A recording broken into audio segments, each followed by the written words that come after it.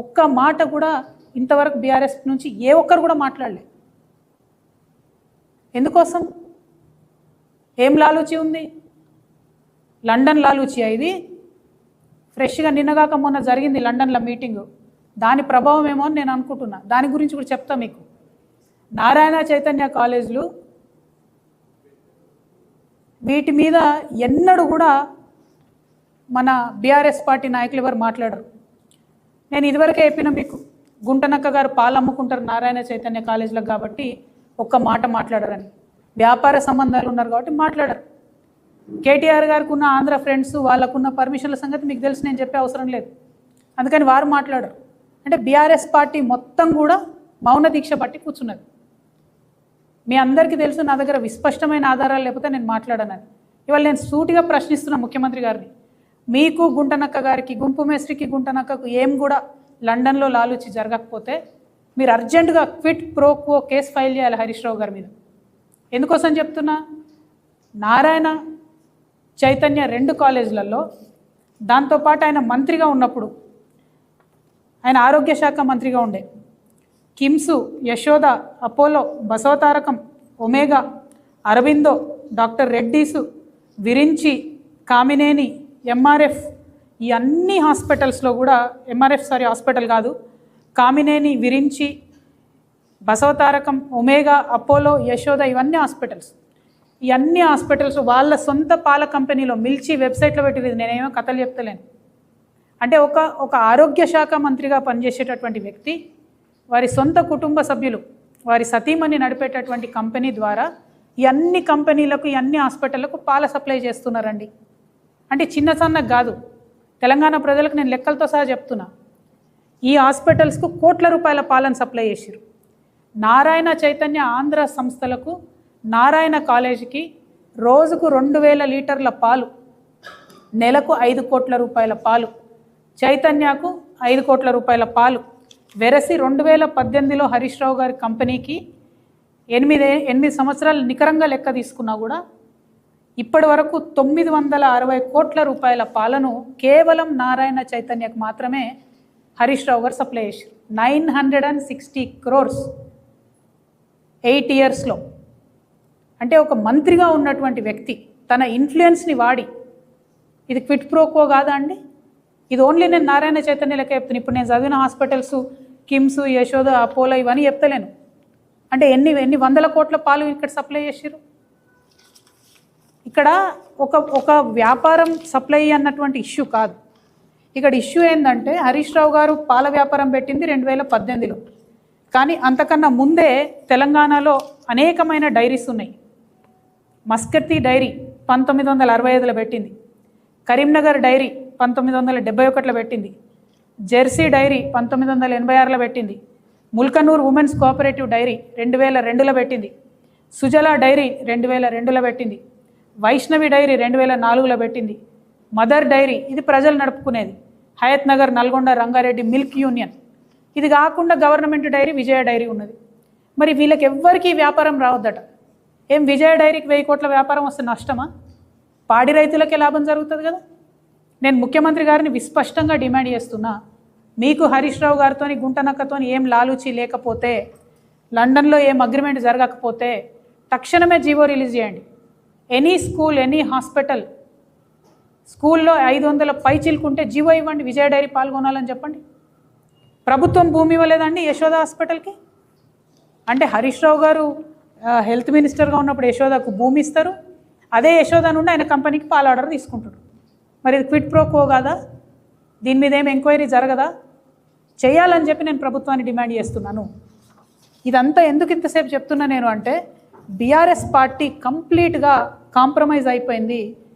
Core values ఏవైతే ఉంటాయో, తెలంగాణ విలువలు ఏవైతే ఉంటాయో వాటిని పక్కకు వదిలిపెట్టింది. వ్యవస్థీకృతంగా అవినీతిని చేసింది.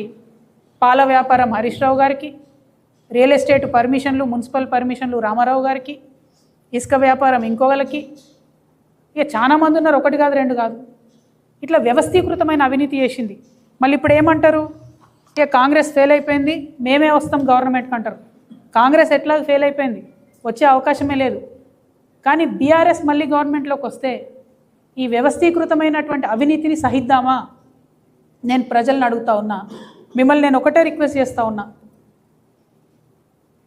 కొత్తగా వచ్చినటువంటి మా పార్టీ పారదర్శకతతో పనిచేయాలనుకుంటుంది, అవినీతి రహితంగా పనిచేయాలనుకుంటుంది, జవాబుదారితనంతో పనిచేయాలనుకుంటుంది. వెన్నుపోటు రాజకీయాలని దయచేసి ఎంకరేజ్ చేయకండి. కొత్త పార్టీలకు అవకాశం ఇవ్వండి, రాష్ట్రంలో కొత్త ఆలోచనకు అవకాశం ఇవ్వమని ప్రజల్ని కోరుతున్నా. నిన్నగాక మొన్న ఒక ఇంట్రెస్టింగ్ న్యూస్, సంచలనమైన న్యూస్ మన పత్రికా మిత్రుల కోసం చెప్తున్నా. మెదక్ ఎమ్మెల్యేలు అందరితో కలిసి హరీష్ రావు గారు మీటింగ్ పెట్టుకున్నారు. ఆ మీటింగ్లో కూర్చున్న ఒక ఎమ్మెల్యేనే నాకు ఈ ఇన్ఫర్మేషన్ షేర్ చేశారు. ఏమని? ఎన్టీ రామారావు గారిలాగా కేసీఆర్ గారు కూడా గొప్ప మనిషి, కాకపోతే ఆయన కొడుకుకి వారసత్వం లేదు, కాబట్టి బీఆర్ఎస్ పార్టీ నాకే వస్తుంది, మనం మెదక్లో అన్నీ కూడా గెలుచుకుందాము, తర్వాత బీజేపీతో అగ్రిమెంట్ పెట్టుకుందాము అని చెప్పి వారు స్పష్టంగా చెప్పినట్టుగా ఎమ్మెల్యే గారు నాకు చెప్పడం జరిగింది. అంటే మెదక్ని వేదిక చేసుకొని బీఆర్ఎస్ పార్టీని హస్తగతం చేసుకొని ఎన్టీ రామారావు గారి పేరు తీసిరంటేనే ఈయన కేసీఆర్కి వెన్నుపోటు పొడుస్తాడు అనేది మనం స్పష్టంగా అర్థం చేసుకోవాలి. మరి బీజేపీలతో ఈయనకు అండర్స్టాండింగ్ ఉందని నువ్వెట్లా అంటావు అంటే, ఒక పేరు చెప్తున్నా, రాసుకోండి. Raj Pushpa open sky villas. Raj Pushpa open sky villas. ఇది ఇంట్రెస్టింగ్ ఉంటుంది చాలా. ఈ రాజ్ పుష్ప ఓపెన్ స్కై విల్లాస్లో ఒక ఇంటి నుండి పాలల్లో పసుపు మిరియాలు కలిపి హరీష్ రావు గారి ఇంటికి పోతాయి. అంటే అది కోడ్ అన్నట్టు. అక్కడికి వచ్చే ఆర్ఎస్ఎస్ పెద్ద మనిషి మిరియాలు పసుపు కలిపిన పాలే తాగుతాడు పొద్దుంతా. ఆయన ఎవరో మీరు ఇంటర్నెట్ వెతికితే మీకు తెలిసిపోతారు. ఆ పెద్ద మనిషి ఆడికి వచ్చిన రోజు హరీష్ రావు గారి ఇంటికి పాలు పోతాయి అన్నట్టు. పోగానే హరీష్ రావు గారు ఆయన కార్యక్రమాలను బంద్ పెట్టుకొని ఆ ఇంటికి పోతాడు. అక్కడ ఆర్ఎస్ఎస్ పెద్ద మనిషితో పలు దఫాలుగా మీటింగ్ జరిగింది. ఈ టోటల్ అండర్స్టాండింగ్ ఏంటంటే బీఆర్ఎస్ పార్టీని హస్తగతం చేసుకొని వెన్నుపోటు వచ్చే రాజకీయం. సరే, నేను బీఆర్ఎస్ పార్టీలు లేను, బీఆర్ఎస్ పార్టీ ఏమైతే నాకేందో అది 1000 చెక్కలైనా 3 ముక్కలైనా నాకు వచ్చేది లేదు, పోయేది లేదు. కానీ ఇక్కడ హరీష్ రావు గుంటనక్క అనేటటువంటి వ్యక్తి యొక్క వ్యక్తిత్వం తెలంగాణ ప్రజలకు తెలవాలి కాబట్టి చెప్తున్నా. ఉన్న పార్టీని, ఉన్న ఇంటిని, తిన్నింటి వాసాలు లెక్కబెట్టేటటువంటి వ్యక్తిత్వం. మంత్రిగా ఉన్నప్పుడు ఆ పవర్తో చేసినటువంటి అవినీతి పరుడిని ప్రజలకు మళ్ళొకసారి నేను గుర్తు చేస్తూ ఉన్నా. ఇటువంటి అవినీతి పరుడు, ఇటువంటి వెన్నుపోటుదారుడు ఇప్పుడున్న ముఖ్యమంత్రితో వీళ్ళిద్దరికీ లాలుచు. అంటే ఎటువంటి రాజకీయాలను ప్రోత్సహించాలో దయచేసి తెలంగాణ ప్రజలు ఒక్కసారి ఆలోచన చేసుకోమని నేను కోరుతున్నా. ఈ ముఖ్యమంత్రి గారు ఏం చెప్పారు తెలంగాణ ప్రజలకి? పదే పదే కాళేశ్వరంలో అవినీతి జరిగింది, ఫోన్ ట్యాపింగ్ జరిగింది. మరి ఏమైంది నాయన కేసు? ఫోన్ ట్యాపింగ్ కేసు ఏమైంది? కాళేశ్వరం కేసు ఏమైంది? అంటే ఇవి ముందుకు పోతలేవు అంటే అర్థమైంది ముఖ్యమంత్రి గారు అబద్ధమన్నా చెప్పి ఉండాలి, లేదంటే లాలూచి అన్న పడి ఉండాలి. మరి రెండిట్లో ఏం జరిగింది? ఇటు బీఆర్ఎస్ వాళ్ళతో లాలూచి, అక్కడనేమో మోడీ బడే బాయ్ అని ఆయనతో లాలూచి. అసలు ఏంది ఇది? ఎందుకు తెచ్చుకున్నాం తెలంగాణ? ఇటు ఆంధ్రోలతో లాలూచి, పొలిటికల్ పోస్టులు వాళ్ళకి ఇచ్చుడు. ప్రాజెక్టుల గురించి మాట్లాడతాడండి ముఖ్యమంత్రి గారు. నిన్నగాక మొన్న కృష్ణా నీళ్ళలో 50% కొప్పుకొని వస్తారు ఎవరన్నా? 70% కదా రావాలి, 50% కొప్పుకొని వస్తారా? సంతకాలు పెట్టి వచ్చిర్రు. అంటే ప్రాజెక్టులు చూడరు, పొలిటికల్ పోస్టులు వాళ్ళకే పోతాయి. ఎందుకు మరి తెలంగాణ తెచ్చుకున్నది?